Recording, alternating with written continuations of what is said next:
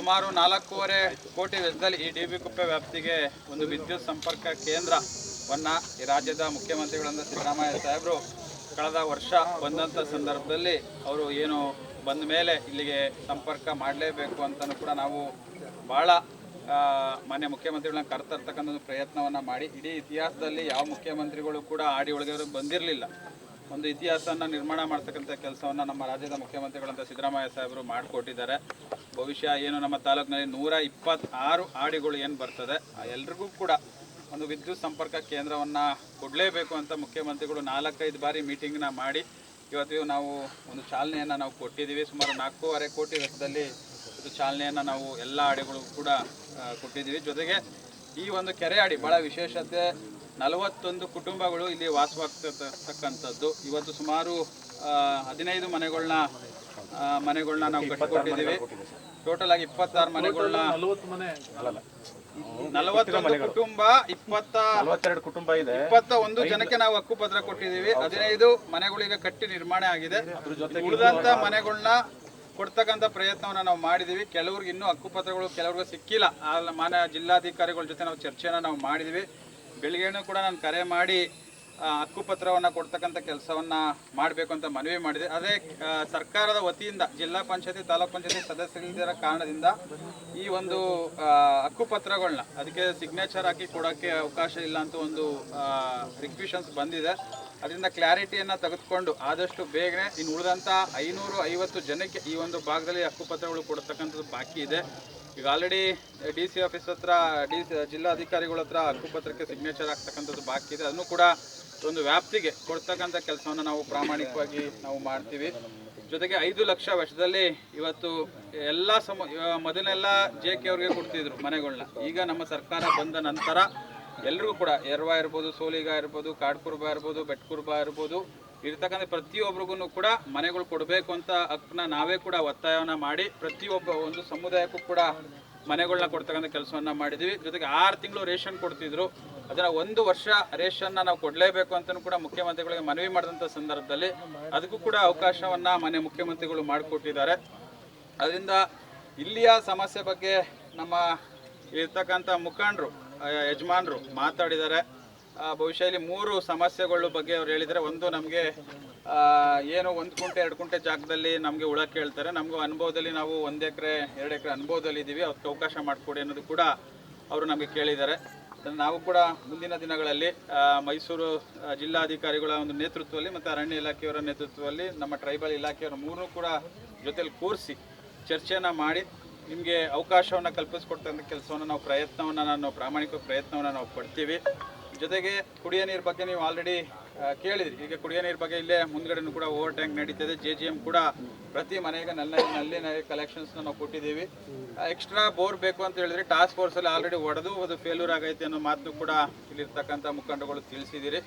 ಖಂಡಿತವಾಗ್ಲೂ ನಾನು ನಮ್ಮ KRDL ಅವ್ರಿಗೆ ಹೇಳಿ ಅಲ್ಲಿಗೆ ವಿದ್ಯುತ್ ಸಂಪರ್ಕ ಮಾಡಿ ಕುಡಿಯೋ ನೀರು 24/7 ಬರಬೇಕು ಅನ್ನೋದು ಕೂಡ ಇಲ್ಲಿ ಇರ್ತಕ್ಕಂಥ ಬೇಡಿಕೆ.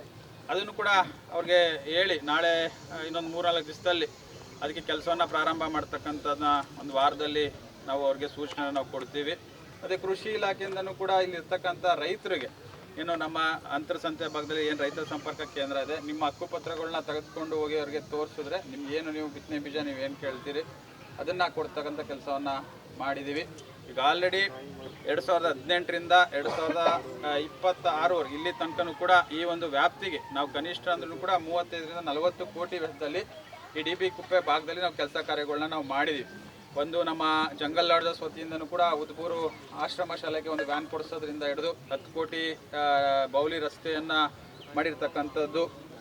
ಜೊತೆಗೆ ಗೋಳೂರು ಆಡಿ ಇರ್ಬೋದು, ಮಚ್ಚೂರು, ಆನೆಮಲ, ಈ ಕಡೆಗದ್ದೆ, ಈ ಕಡೆ ಭಾಗದಲ್ಲೂ ಕೂಡ ಅನೇಕ ಕೆಲಸ ಕಾರ್ಯಗಳನ್ನ ನಾವು ಮಾಡಿದ್ದೀವಿ. DB ಕುಪ್ಪೆ ಭಾಗದಲ್ಲೂ ಕೂಡ 3.5 ಕೋಟಿ ವೆಚ್ಚದಲ್ಲಿ ರಸ್ತೆಗಳನ್ನ ನಾವು ತೆಗೆದುಕೊಂಡು ಇದುವರೆಗೂ ಕೂಡ ಸುಮಾರು 40 ಕೋಟಿ ವೆಚ್ಚಕ್ಕೆ ಈ ಒಂದು DB ಕುಪ್ಪೆ ಭಾಗಕ್ಕೆ ಕೆಲಸ ಕಾರ್ಯಗಳನ್ನ ತಂದು ನಾವು ಮಾಡಿದ್ದೀವಿ. ಬಹುಶಃ ಇಲ್ಲಿ ಇರ್ತಕ್ಕಂಥ ಎಲ್ಲ ನಮ್ಮ ಆದಿವಾಸಿಗಳ ಹಕ್ಕು ಅಂದರೆ ಹಕ್ಕುಪತ್ರವನ್ನು ಕೊಡಿಸ್ಬೇಕು ಅನ್ನೋದು ಬಹು ಮುಖ್ಯ ಬೇಡಿಕೆ ಇರತಕ್ಕಂಥದ್ದು.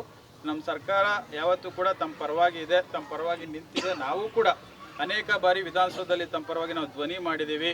ನಿಮಗೆ ಕೆಲಸಗಳು ಸಿಗಬೇಕು, ತಮ್ಮಲ್ಲಿ ವಿದ್ಯಾವಂತರಿದ್ದೀರಿ, ವಿದ್ಯಾವಂತರಿಗೂ ಕೂಡ ಕಾನೂನಲ್ಲಿ ಅವಕಾಶ ಸಿಗಬೇಕು ಅನ್ನೋದು ಕೂಡ ನಾವು ಬೇಡಿಕೆಯನ್ನು ಇಟ್ಟಿದ್ದೀವಿ. ಅದನ್ನು ಕೂಡ ಹಂತವಾಗಿ ತಮ್ಮ ಕೆಲಸ ಕಾರ್ಯಗಳನ್ನ ಮಾಡ್ತಕ್ಕಂಥ ಕೆಲಸವನ್ನು ನಾವು ಮಾಡಿದ್ದೀವಿ. ಆದ್ದರಿಂದ ಅರಣ್ಯ ಇಲಾಖೆ ಅಧಿಕಾರಿಗಳಿಗೂ ಕೂಡ ನಾವು ಈ ಸಂದರ್ಭದಲ್ಲಿ ಸೂಚನೆ ಕೊಡ್ತೀವಿ. ಯಾವತ್ತೂ ಕೂಡ ಅವ್ರಿಗೆ ತೊಂದರೆ ಕೊಡೋಕ್ಕೆ ಹೋಗದೆ ಅವ್ರು ಏನು ಉಳುಮೆ ಮಾಡ್ತಿದ್ದಾರೆ ಅವ್ರಿಗೆ ಅದಕ್ಕೂ ಕೂಡ ಅವಕಾಶವನ್ನು ಕೊಡಬೇಕು ಅಂತ ಈ ಸಂದರ್ಭದಲ್ಲಿ ಅವ್ರಿಗೆ ನಾವು ಸೂಚನೆ ಕೊಟ್ಟು ಇವತ್ತು ಉದ್ಘಾಟನೆ ಮಾಡೋಕ್ಕೆ, ಯಾಕಂದರೆ ನಾವು ನುಡಿದಂತೆ ನಡಿಬೇಕು. ಯಾಕಂದರೆ ಮುಖ್ಯಮಂತ್ರಿಗಳು ಬಂದು ಹೋದ್ಮೇಲೆ ಇಲ್ಲಿ ಏನು ಕೆಲಸ ಆಗೈತೋ ಇಲ್ವೋ ಅನ್ನೋದು ಕೂಡ 4 ಜನಕ್ಕೆ ಗೊತ್ತಾಗಬೇಕು. ಮುಖ್ಯಮಂತ್ರಿಗಳು ಬಂದರು ಹೋದ್ರು ಅನ್ನೋದು ಕೂಡ ನಾಳೆ ದಿನ ನಾವು ಯಾರ ಮಾತನ್ನು ಕೂಡ ನಾವು ಕೇಳೋಕ್ಕಾಗಲ್ಲ. ಸುಮ್ಮನೆ ಆದರೆ ಮುಖ್ಯಮಂತ್ರಿಗಳು 5 ಬಾರಿ ಮೀಟಿಂಗ್ ಮಾಡಿರೋದು, ಪ್ರತಿಯೊಂದು ಆಡಿಗೂ ಕೂಡ ಕರೆಂಟ್ ಕೊಡಬೇಕು ಅನ್ನೋದನ್ನು ಕೂಡ ನಾನು 2 ಬಾರಿ ಮೀಟಿಂಗ್ನ ಅಟೆಂಡ್ ಮಾಡಿದೆ. ಅಲ್ಲೂ ಕೂಡ ಮುಖ್ಯಮಂತ್ರಿಗಳು ಚರ್ಚೆಯನ್ನು ಮಾಡಿ ಇವತ್ತು ಪ್ರತಿಯೊಬ್ಬರಿಗೂ ಕೂಡ ಮನೆಯನ್ನು ಕಟ್ತಕ್ಕಂಥ ಕೆಲಸವನ್ನು ಮಾಡಿದ್ದಾರೆ. ಕರೆಂಟ್ ಕೊಡ್ತಕ್ಕಂಥ ಕೆಲಸವನ್ನು ಮಾನ್ಯ ಮುಖ್ಯಮಂತ್ರಿಗಳು ನಾವು ಸ್ಪಂದಿಸ್ತಕ್ಕಂಥ ಈ ತಾಲೂಕಿಗೆ ವಿಶೇಷವಾಗಿ ಒಂದು ಅನುದಾನಗಳನ್ನ ಕೊಟ್ಟಿದೆ. ವಿಶೇಷವಾಗಿ 200 ಕೋಟಿ ರೂಪಾಯಿ ಕಳೆದ ಬಾರಿ ಬಜೆಟ್ನಲ್ಲಿ ಆದಿವಾಸಿಗಳಿಗೆ ಸಪ್ರೇಟು ದುಡ್ಡನ್ನು ಇಟ್ಟತಕ್ಕಂಥ ಕೆಲಸವನ್ನು ಮಾನ್ಯ ಮುಖ್ಯಮಂತ್ರಿಗಳು ಮಾಡಿದ್ದಾರೆ. ಅದನ್ನು ನಮಗೆ ಏನೇನು ಕೆಲಸ ಕಾರ್ಯಗಳು ಆಗಬೇಕು, ಆದಿವಾಸಿಗಳ ನಿಗಮನೂ ಕೂಡ ಈಗಿನ ಬಜೆಟಲ್ಲಿ ಸ್ಥಾಪನೆ ಆಗಿದೆ. ಸಪ್ರೇಟಾಗಿ ನಿಮಗೆ ಸ್ಕೀಮು, ನಿಮಗೆ ಸಪ್ರೇಟ್ ಬೋರಲ್ಲು ಇರ್ಬೋದು, ಕಾರ್ ತಗೊಳಕ್ಕಿರ್ಬೋದು, ಅಂಗಡಿ ಲೋನ್ ಇರ್ಬೋದು, ಆದಿವಾಸಿಗಳ ನಿಗಮನೇ ಸಪ್ರೇಟ್ ಮಾಡಿ. ಹಿಂದೆ ವಾಲ್ಮೀಕಿ ನಿಗಮ ಇತ್ತು, ಅಂಬೇಡ್ಕರ್ ನಿಗಮ ಇತ್ತು, ಬೋವಿ ನಿಗಮ ಇತ್ತು, ಜೊತೆಗೆ ಬಾಬು ಜಗಜೀವನ್ ರಾಮ್ ನಿಗಮಗಳಿತ್ತು. ನಿಮ್ಮದು ಕೂಡ ಹೊಸದಾಗಿ ಈಗ ಮುಖ್ಯಮಂತ್ರಿಗಳು ಆದಿವಾಸಿಗಳ ನಿಗಮನೇ ಸಪ್ರೇಟ್ ಮಾಡಿ ನಿಮ್ಮಲ್ಲಿರ್ತಕ್ಕಂಥ ಅಪ್ಲಿಕೇಶನ್ಸ್ ಹಾಕಿ ನಿಮಗೇನೆ ಸಪ್ರೇಟ್ ಕಾರ್ ಕೊಡ್ತಕ್ಕಂಥದ್ದು, ಬೋರ್ ಕೊಡ್ತಕ್ಕಂಥದ್ದು ನಿಮ್ಮ ಜಮೀನುಗಳಿಗೆ ಇದನ್ನು ಮಾನ್ಯ ಮುಖ್ಯಮಂತ್ರಿಗಳು ಮಾಡಿಕೊಟ್ಟಿದ್ದಾರೆ.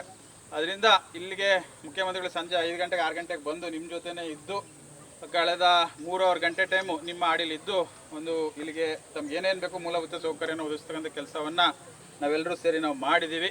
ಅದರಿಂದ ತಮ್ಮ ಕುಟುಂಬಕ್ಕೆ ಮಕ್ಕಳನ್ನ ವಿದ್ಯಾವಂತರಾಗಿ ಮಾಡಿ ನಿಮ್ಮೆಲ್ಲರಿಗೂ ಕೂಡ ಒಂದು ಒಳ್ಳೆಯದಾಗಲಿ ಅಂತ ಶುಭ ಹಾರೈಸಿ ನನ್ನ ಮಾತನ್ನ ಮುಗಿಸ್ತೀನಿ. ಜೈ ಕನ್ನಡ.